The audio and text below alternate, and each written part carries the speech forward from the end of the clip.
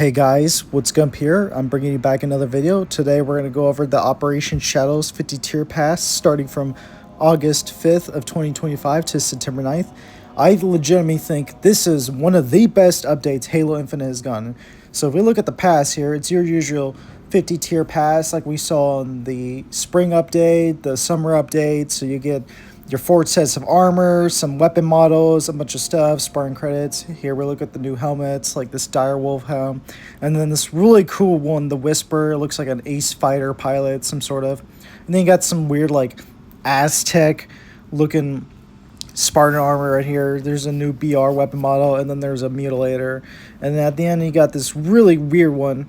So let's go over to the shop, and as you can see, they got some pretty neat things in the shop for $20. For $20, you can get like a Kim, look at this. Is that a nail gun? You got a ghillie suit, and here's the best thing. So you can buy a bundle of those 4 weapon models, or you can buy them each, which I think this is a really good idea for those who don't want to spend too much money on just, like Halo gift shops or whatever.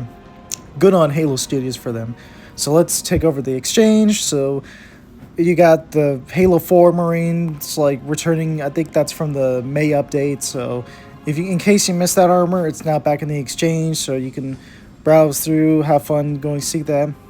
Anyway, let's go over to the new weapon benches. So they added 10 new weapons to the bench already before. So if you remember last time, they added the mutilator and then some other weapons. But right now, the new weapons they added to the weapon bench are the Mangler, the Stalker Rifle, the Pulse Carbine, the Cinder Shot, Vestige Carbine, the Gravity Hammer, the Sentinel Beam, the Disruptor, the Plasma Pistol, and the Ravager. Holy heck. Speaking of, let's look at the new weapon, the Vestige Carbine. So this has been a rumored weapon that people have leaked in the file. As you can see, look at this sleek model right here. It's got that classic, like, Covenant Arsenal weaponry. I think apparently they based the barrel off of the cut rifle from Halo C, which I think that's a really cool thing. As you can see here, it's here in its new glory. Looks really unique, standard. The process they went behind this is, because judging from like the new weapons they put in the game, it's a lot of mixture of just reusing assets, weapon assets. So they have to use things. For instance, for the Vestige Carbine, they use the shock rifle model, but they tuned it up to make it look more original, more authentic, instead of just another weapon model for the shock rifle, which I think that's a really good idea. So testing it out against the bots and the training academy, it's very good.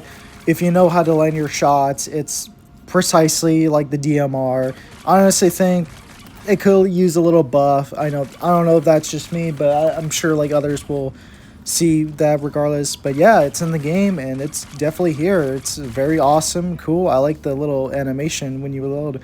So let's go over the new arena game mode. This is Banished Slayer. Essentially what it is there's 2 teams. So depending on what team you are on, you're either UNSC spawning with DMR, the Bandit Evo or whatever, or you're spawning with the Banished side, which you get to use the new Vestige Carbine in the arena multiplayer game. I'll show you in a minute what they look like. But here we spawn on the UNSC side, so what we get is the Bandit Evo model and then the assault rifle.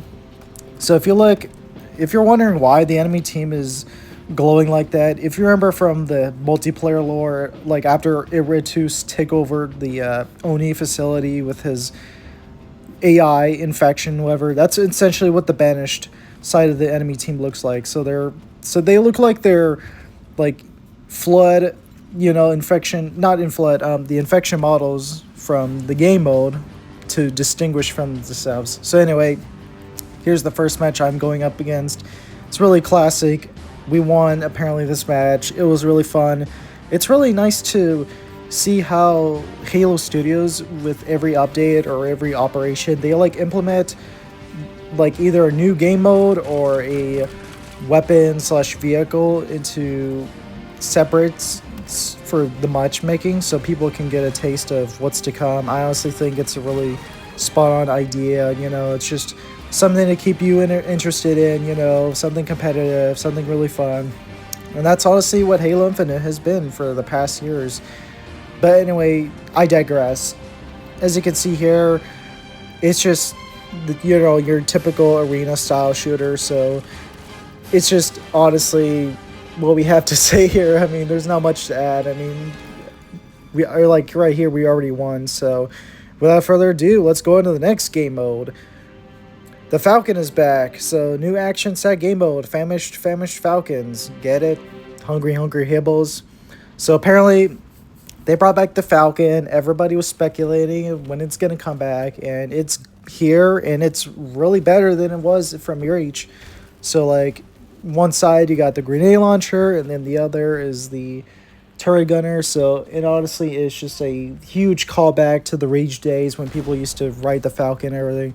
Anyway, this game mode, you're just capturing the flag, taking to your base, this Lego style world. It's still got that Halo action suck, you know, social game mode for everyone to enjoy. It's really chaotic, as you can see here from the gameplay. Sooner or later, like, everyone's gonna clash with each other with the Falcons, and there's gonna be a lot of EMPing from the the plasma pistols that everyone spawned with. It's just a whole lot of chaos. Like, look at that. Like, what happened there? Like, I just launched my teammate off the map. I don't even know what happened right there. Oh my god. This is ridiculous. Yeah, this is what it looks like when you're on the either of the turret passages. They animate it really well to make it look authentic and natural. I think it's really cool that they brought back the Falcon, you know. It's just one of those vehicles that really define the Halo genre, like in the multiplayer of all things aspects. I can't wait to look forward to more weapons and vehicles in the future. So anyway, here's a bonus and some conclusion on the...